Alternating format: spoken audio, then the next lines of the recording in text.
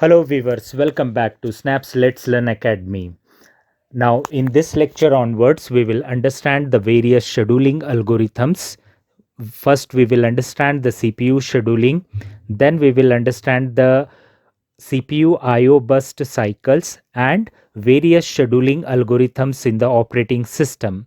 So far we have discussed the various concepts in the previous lecture. In previous lecture we had discussed about the threading concept, multi-threading and threading issues. Now in this lecture onward, the next chapter we are starting, that is process scheduling chapter.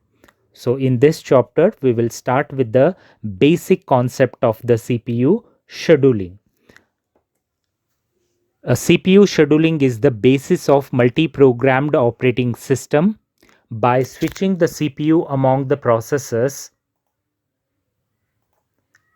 by switching the CPU among the processors, the operating system or OS can make the computer more productive.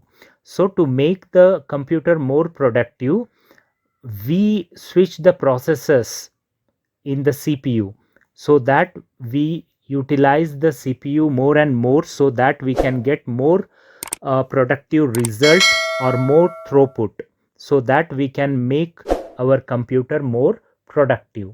So that can only happen by switching the CPU among the processors. So there are n number of processors at a time, or we can say concurrently executing in the computer. So by allocating the CPU to all those processes, we can generate more output, more throughput so that our computer becomes more productive. Now the basic concept. So first of all, understand this basic concept in the process scheduling so that very easy we can easily understand the upcoming lectures. In a system with a single CPU core, so in previous lecture also we had discussed about the single core system and multi-core system or multi-processing system. So we had examples also in the previous lecture. I request, if you don't know the single core, multi-core, so kindly watch the previous videos so you will come to know the CPU cores. Now in a system with a single CPU core, only one process can run at a time. Means if we have one CPU and in that one CPU we have only one core, then we can have only one program can run at a time, right? So other must wait. Means if we have more than one program, so it will allow only one program like P1. So other program must wait until the CPU core is free. So if we have only one CPU core, means that is already allocated to P1. So other processes are there. Those processes must wait until this core get free, and then only the other processes can be rescheduled. Means other processes can get the CPU once the allocated process completes its execution. The main objective of multiprogramming is to have some process running at all times. The meaning of all time is we are not keeping the CPU idle. So main objective of this multiprogramming is to have some process running at all times. So we have already discussed this multiprogramming and multitasking concept in the previous lecture. So with the help of multiprogramming and multitasking, the main intention is to maximize the CPU utilization. So therefore we say that the main objective of the multiprogramming is to have some processes running at all times. So loading number of programs in a memory, we can maximize the CPU utilization so that CPU is always busy executing one or another process. A process is executing until it must wait.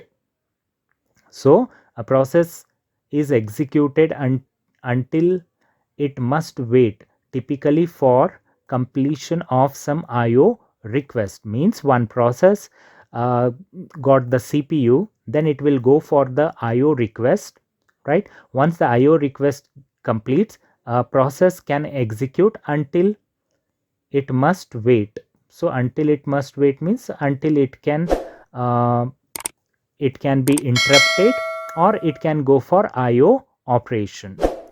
In simple computer system, the CPU then just sits idle. In simple computer means in single processor, we can say all this waiting time is wasted, no useful work is accomplished. Means if any process goes for the IO request, that time the CPU core will not be allocated to other process, then that CPU simply sit idle. So this all the waiting time gets wasted, no useful work is accomplished. So this problem we can find in single CPU core systems, because only one process can run at a time. Hence that process is performing IO operation, means the CPU has to sit idle. Now how to get out from this problem? So if we have this issue, so how this issue can be resolved? So with multi-programming, right, we try to use this time productively. Means whatever the time is getting wasted by making the CPU sit idle, so we can have the multi-programming and we try to use this time productively, because there are several processes. Multi means more than one, so there are several processes are kept in the memory at one time, so that if the CPU gets idle, means it is not executing a process. Currently the executing process is went for IO operation, then other process occupies the CPU. When one process has to wait, the operating system takes the CPU away from that process. For example, say that one process is the P1 process, so that P1 process has to wait, right? The operating system means it went for IO operation, then the CPU is the system takes the CPU away from that process and give the CPU to another process. Means until it perform the IO operation, the CPU is allocated to the next process, second process. So this pattern continues. If this goes for IO operation, another process gets the CPU, because there are several processes are kept in the memory, right? So if we are keeping three programs, means three processes in a memory, so we can say this is the degree of multi-programming, right? Degree of multi-programming. How many processes we load into the memory at a time is called as degree of multi-programming. So this is the concept what we have in the process scheduling. So this is just an example of the CPU scheduling, right? So in the CPU scheduling, we have just discussed the basic of the CPU scheduling. By switching the CPU among the processes, the OS can make the computer more productive. So this is all about the scheduling. So in the next lecture, we will talk about the CPU IO burst cycle. So in that we will understand how this CPU is switched from one process to another process and what is the meaning of IO burst cycle. So thank you for watching.